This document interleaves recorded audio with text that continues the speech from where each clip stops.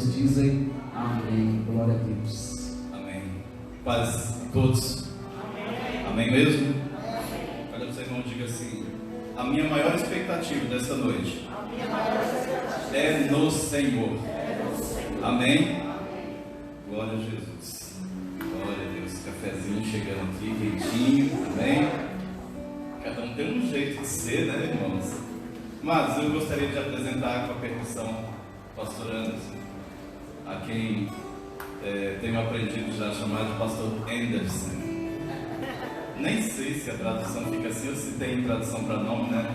Mas a gente vai estilizando assim, apesar de que Anderson já está top, né? Amém? Esse é um livrinho muito carregado de experiência. Você vê que ele é bem extenso. Eu tenho muita experiência na vida, irmãos. Olha a grossura do livro. Mas assim, são poucas páginas, todavia dentro de uma experiência que acredito que alguém já passou uma nesguinha do conteúdo que tem aqui. Alguém conhece a palavra depressão? Aí alguém fala assim: ih, quem vai pregar hoje é um depressivo? Todos nós temos nossos picos ou movimentações de depressão. Você sabia que quando a criança nasce, aquele primeiro choro dela, além do tapinha que ela ganha, algumas já são espontâneas, já choram mesmo, mas em sua grande maioria tem que ter um impulso para isso. Aquele chorinho já é uma primeira manifestação de depressão dela por um trabalho executado anterior, que foi o trabalho de nascer, de ver a luz, ou de vir ao mundo externo. Então, aquilo, geralmente quando a gente executa alguma tarefa, algum trabalho, seja o que for, quando você finaliza, há uma baixa, agora você faz assim, ali tem um indíciozinho de depressão, mas não aquela crônica que tem que medicar e tal. Aqui eu passo por uma experiência minha, dentro de algumas questões vivenciadas, que desencadeou nisso ao longo dos meus 34 anos de idade, a crise da meia-idade. Então, eu percebo quem já está nessa fase. Quem tem 34 aqui? Olha só, candidato, você só veio falar agora. Eu achava que fosse menos de 34. Só 4 pessoas com 34, pastor Anderson, você que não mente jamais, pastora Luciana, deixa eu ver, a irmã também. Eu sou mais nova. Pastora? Mais nova. Não, está longe ainda, né? Ok. Então, tem uma experiência vivenciada aqui, em poucas páginas, porém com uma linguagem muito interessante. Os jovens mais críticos vão amar a linguagem, porque vai poder, é um campo legal de fazer muita crítica. O meu livro é bem sujeito à crítica. Você vai poder criticar para valer, tá certo? Esse aqui a gente vai ter lá naquela mesinha lá, alguns, eu acho que tem uns 20, 30, não sei. Quem quiser, custa só R$10. Não estou fazendo comércio com a Igreja do Senhor, e que Jesus não apareça com um chicote na mão. Assim, na verdade, eu acho que ele bateu foi nos que estavam comprando. Brincadeira, nos que estavam vendendo. Eles estavam consumindo pacotes de culto, comprando ovelha, comprando pombo, essas coisas assim, porque eles iriam cultuar. E aí acharam um meio de vender culto, porque os cultos eram por meio de ofertar ao Senhor uma ovelha, uma pomba. Então eles entenderam que aquilo era um negócio. A gente está compartilhando algo, uma experiência vivida, e não se pode cultuar com isso aqui. Amém? Isso é compartilhamento de informação, de experiência alguma. Tá certo? Esse eu quero presentear para o pastor Jefferson.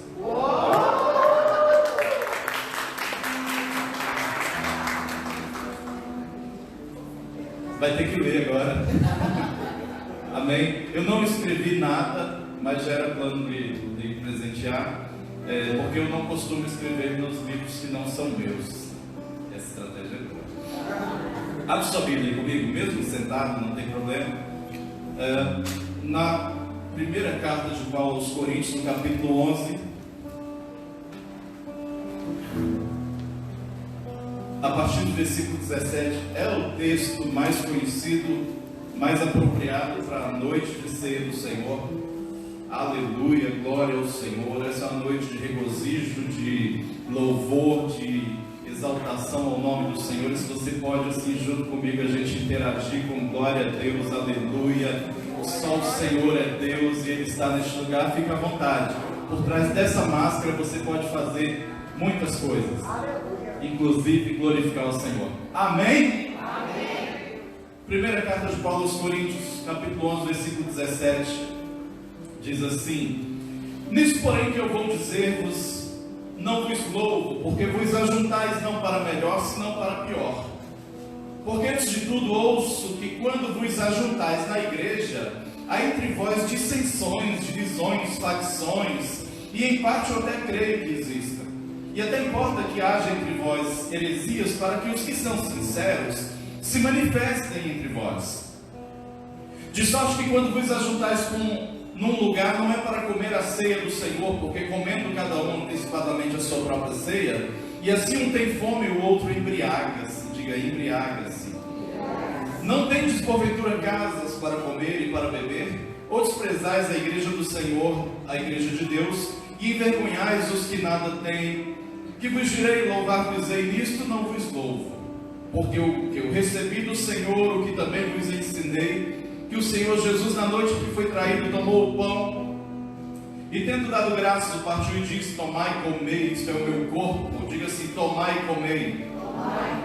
Isto é o meu corpo que é partido por vós, fazei isto em memória de mim. Semelhantemente, também depois de cear, tomou o cálice, dizendo: este cálice é a nova aliança, ou o novo testamento no meu sangue. Fazei isso todas as vezes que beberdes em memória de mim, porque todas as vezes que comerdes este pão e beberdes este cálice, anunciais a morte do Senhor até que venha. Portanto, qualquer que comer este pão ou beber o cálice do Senhor indignamente será culpado do corpo e do sangue do Senhor. Examine-se, pois, o homem a si mesmo, e assim coma deste pão e beba deste cálice, porque o que come e bebe indignamente come e bebe para a sua própria consciência. Examine-se, pois, o homem a si mesmo, e assim coma deste pão e beba deste cálice, porque o que come e bebe indignamente come e bebe para a sua própria condenação, não discernindo o corpo do Senhor.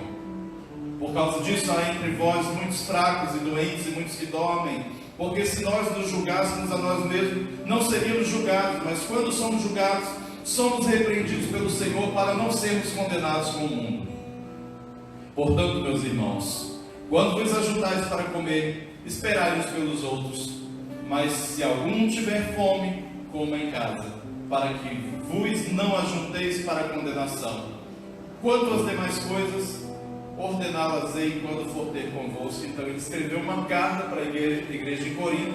Ele não estava por ali e ele precisava compartilhar com os irmãos algumas coisas dentro do comportamento que tinha a igreja em Corinto.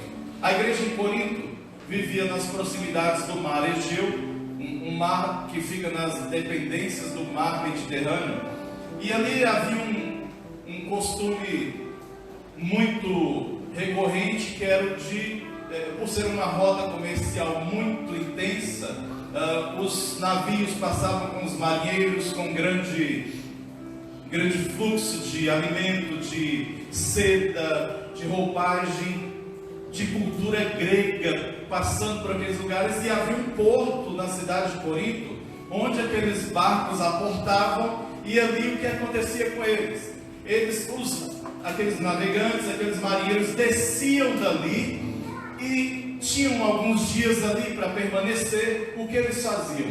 Eles aportavam terra firme e iam para um templo, um templo da deusa Afrodite, considerada à época e ainda hoje a deusa do amor, a deusa da sexualidade, a deusa do prazer carnal. Ok? Diga amém. Então eles iam lá nesse templo, mesmo que não fossem marinheiros cultuais da deusa Afrodite, mas lá haviam mulheres que prestavam aquele serviço antigo, ok? E elas eram caracterizadas por longos cabelos, pois tomavam os seus banhos no mar Egeu. Os cabelos, por conta do sal do mar, passava a ficar assim. Quem já tomou um banho de água salgada, assim, o cabelo, as mulheres? Os homens que tinham ou têm cabelo grande, também o cabelo fica bem alvoroçado, né? Assim.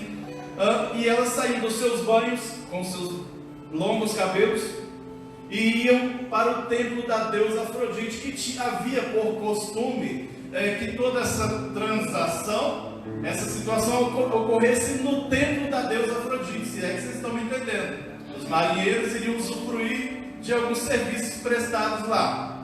Tudo bem? Porque ela era a deusa dessas coisas. Diz amém. Então era uma cidade muito agitada, pastora.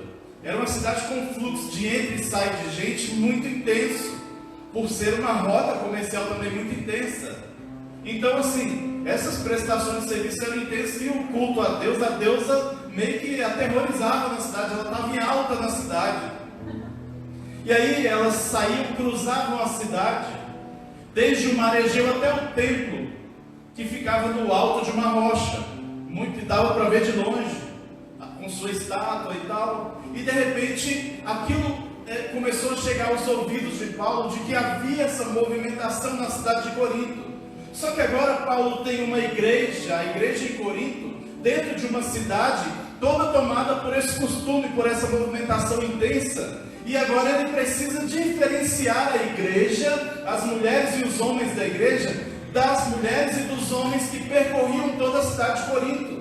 Paulo precisava instaurar na igreja uma cultura própria, uma cultura cristã, que por alguns comportamentos locais viesse diferenciar as mulheres e os homens da igreja das mulheres e dos homens da cidade em Corinto que não frequentavam a igreja. Então ele precisava fazer o quê? Vamos mexer no cabelo das mulheres, porque se as nossas mulheres tiverem cabelos longos, vão ficar parecidas com as mulheres que cultuam Afrodite e que fazem uma prestação de serviço, e aí vão achar que as mulheres da igreja são também as mulheres cultuais lá de Afrodite. Percebe? Paulo tinha uma estratégia, ele entende que recebeu do Senhor isso. Ele teve que implantar um costume na igreja, porém sutilmente, por meio de carta, para diferenciar. Nós temos então algo que pode diferenciar. Ou as mulheres raspam a cabeça, que é uma alternativa não tão interessante para todos. Uma ou duas pode até querer, é interessante, pode virar uma moda legal. Ou se use o véu. Alternativa de raspar ou alternativa de usar o véu sobre o cabelo, escondendo os cabelos. E aí o cabelo havia sido dado em lugar de véu, porque precisava ter alguma cobertura sobre a cabeça, por causa dos anjos e por causa da autoridade do marido. Percebe que a coisa começa a ficar meio no ambiente familiar e espiritual. E Paulo agora tem que instaurar uma doutrina ali. E a doutrina é, ou raspa, ou a gente coloca um véu aí. Olha que ponto chegou. A igreja em Corinto tendo que instaurar uma cultura própria. E aí a gente pega textos que são adotados e adaptados para uma cultura anterior, uma cultura local, por alguns problemas locais. E aí entenderam tudo errado, e a conclusão que tiveram é que toda mulher cristã agora entenderam o texto errado, e de onde eu vim, entendemos completamente errado, e que todas as mulheres tinham que ter o cabelo longo. Sendo que Paulo lá, Mateus, queria esconder os cabelos longos, para que elas não se parecessem com as mulheres que cruzavam a cidade com longos cabelos, que evidenciavam até por conta do sal da praia.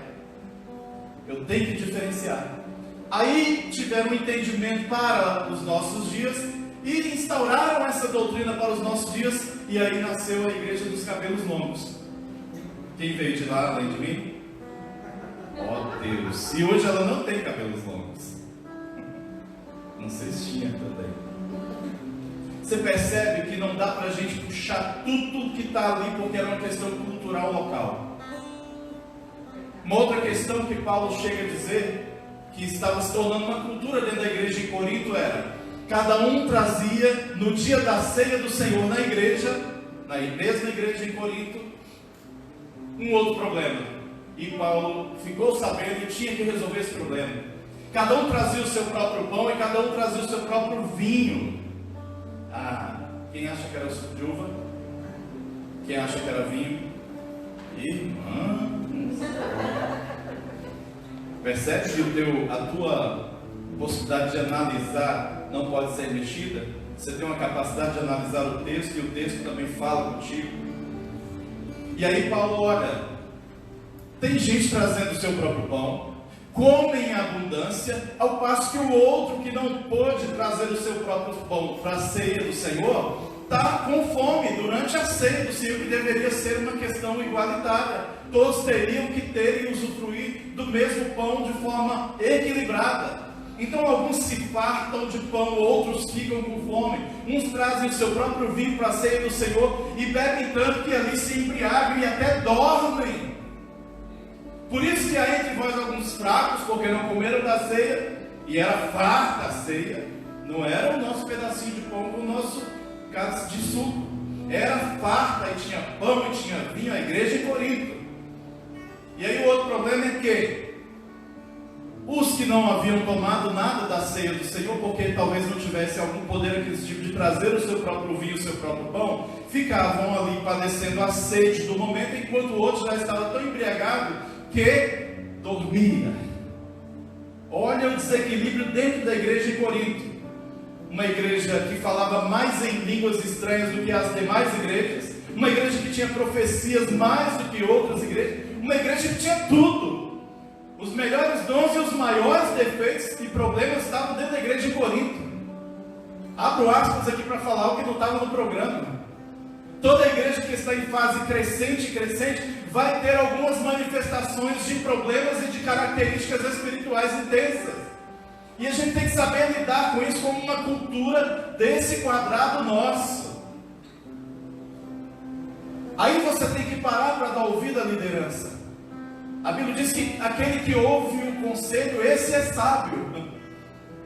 Aquele que para ouvir, pode analisar duas vezes a sua versão e a versão do outro e depois equilibrar isso. E Paulo agora tem que orientar a igreja a ter um comportamento diferenciado. Ele chama isso de heresia. Olha, é necessário que hajam heresias para que os que são sinceros mesmo se manifestem aqui na igreja. E acontece que dentro dessas manifestações, Paulo pode acrescentar à igreja algo chamado educação teológica. De dizer, olha, o que vocês estão fazendo aqui não é a ceia do Senhor. Porque vocês estão se ajuntando não para melhor, mas sim para pior. Ao passo que uns sentem fome e outros comem demais, uns padecem sede e outros se embriagam e dormem. Aí a ceia do Senhor tem que ser algo igual.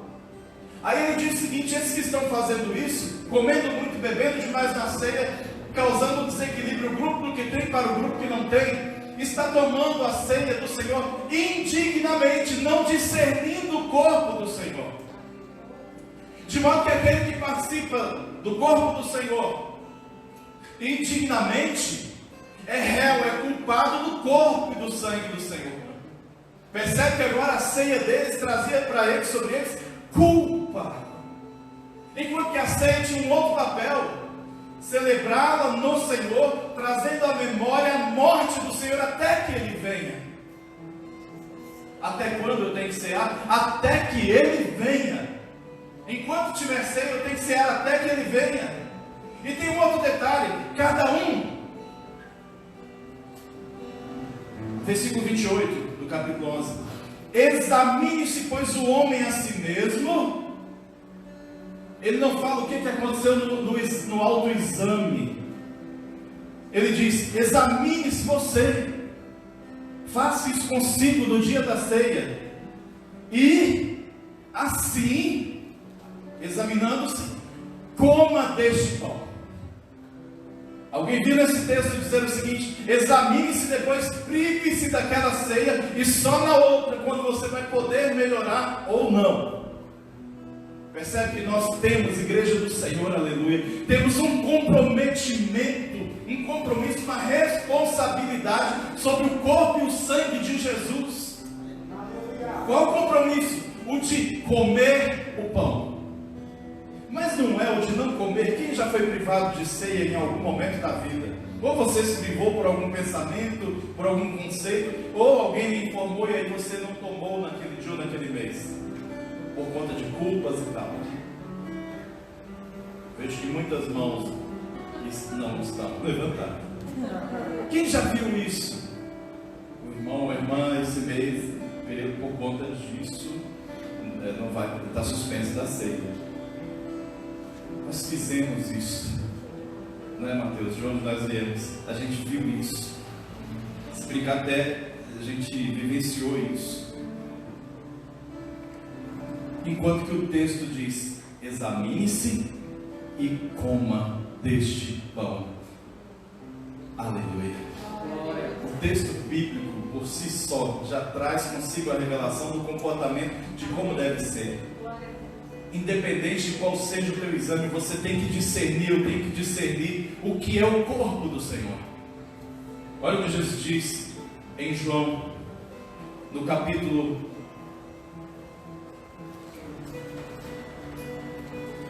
6, versículo 54. Quem come a minha carne e bebe o meu sangue tem a vida eterna, e eu o ressuscitarei no último dia. Quando ele diz isso, sabe o que acontece? Muitos dos discípulos que o seguiam abandonaram Jesus exatamente no ato dessa palavra. Quem come a minha carne, bebe o meu sangue, tem a vida eterna, e no último dia eu o ressuscitarei. Ele não está sendo. Ele diz: olha, eu sou o pão vivo que desceu do céu. Aí ele diz: não, Moisés lá no passado deu o maná, deu o pão que caiu do céu. Junto com aquelas codornizes lá, codornas, eles faziam um bom hambúrguer ali, carne de codorna com o grão que caía, e ali eles faziam pão, carne dentro, né? Hambúrguer, né? Nos nossos dias, hambúrguer de codorna. E aí, ele falou: não, Moisés nos deu isso. O pão que caiu do céu foi Moisés quem deu para o povo lá.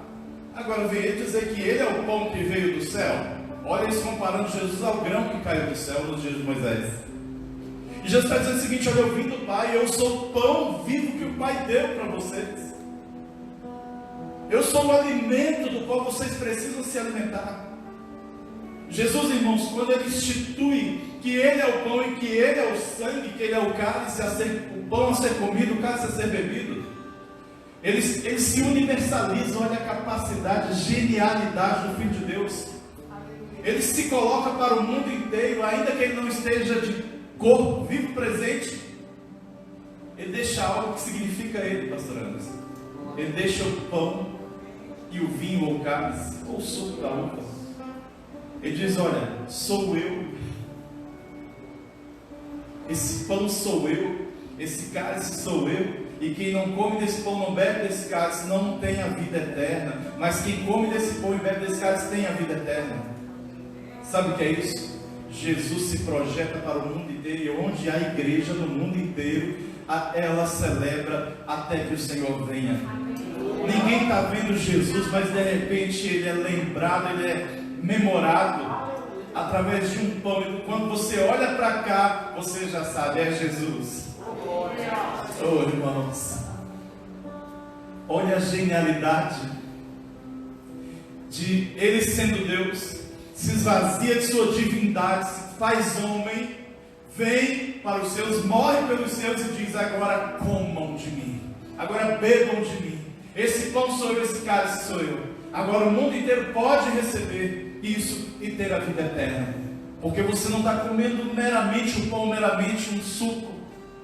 Você está lembrando que é Jesus e é Jesus. E você tem a vida eterna em você, porque não é o pão e o cálice, é porque é Jesus. E quando você olha para isso, você lembra e traz para a sua memória: é Jesus. Então, quando eu entendo para que serve a ceia do Senhor, eu entendo que é Jesus. E quando eu entendo isso, eu faço o quê? Eu me examino, e depois de um exame, ainda que rápido, eu passo a entender que eu não posso, por mais culpado de qualquer coisa que seja, eu não posso me privar de Jesus, porque é Jesus que me dá a vida eterna. E se é Jesus que me dá a vida eterna, eu não posso excluí-lo da minha dieta espiritual. Preciso comer dele, preciso beber dele, preciso me alimentar, preciso me nutrir dele. E eu não posso fazer o meu autoexame condenatório, me privar de Jesus e fazer com o serviço da cruz algo inútil para mim. Se ele pode repartir o pão, é porque ele despedaçou o pão. Sua carne foi moída, triturada, seu sangue foi vertido na cruz, e até antes dela ele derramou o cálice do seu sangue. Ele diz que olha, esse sangue é o sangue do Novo Testamento ou da Nova Aliança no meu sangue. Vocês têm uma aliança agora. A antiga aliança, diz em Hebreus, era celebrada com sangue de animal. Agora a nova aliança, o Novo Testamento, é celebrado no meu sangue, de modo que beba de mim, coma de mim. É Jesus, irmãos, é Jesus. Ele está vivo. Ele está vivo. E como pode um vivo e glorificado, assentado ao seu trono, nos repartir o pão e o seu sangue, e ainda assim a gente entender, é Jesus em mim, me dando vida eterna, me renovando e me fazendo ter expectativa de que Ele virá até que Ele venha de fato. Ah, irmãos, vale a pena aguardar. E falta pouco, muito pouco. Amém? Muito pouco. Eu me recordo aqui agora da irmã Celina de Albuquerque. Eu acho que já falei isso em algum momento, mas me veio ela. No ano de 1899, ela nascida em Manaus, se mudou para o Pará. E aí lá havia uns 2, 3 missionários suecos, americanos, que já haviam recebido a chama do poder pentecostal, do poder do dia de Pentecostes, Atos 2, do falar em outras línguas. E de repente essa mulher, pastor Anderson, batista, da primeira igreja batista em Belém, do Pará, tinha que ser batista, recebe a visita desses assembleianos, que vieram só para o Brasil, só para trazer a chama do batismo do Espírito Santo, amados. E aí quando chegam lá, o primeiro alvo é uma batista que ficou sabendo de algo, ela junto com outra irmã, por sobrenome Nazaré, e aí ela entende que tem alguma coisa naquilo ali, em comparação com a leitura da Bíblia, e ela vai atrás disso, e quando chega lá, ela é tomada pelo batismo do Espírito Santo, e o selo, a marca externa que aparece para ela é falar em outras línguas, conforme o Espírito concedia a ela que falasse. E de modo que o primeiro assembleiano no Brasil a receber o batismo do Espírito Santo era batista. Mais adiante ela se juntou com eles e foi para a Assembleia, mas no dia que recebeu, era batista. Para quem é um bom batista, isso é interessante, essa informação. Ó, era um de nós. É nós, mano. E a Celina de Albuquerque, ela começou a levar isso, orar por pessoas nas madrugadas. Geralmente acontecia entre 11 da noite e a 1 hora da madrugada.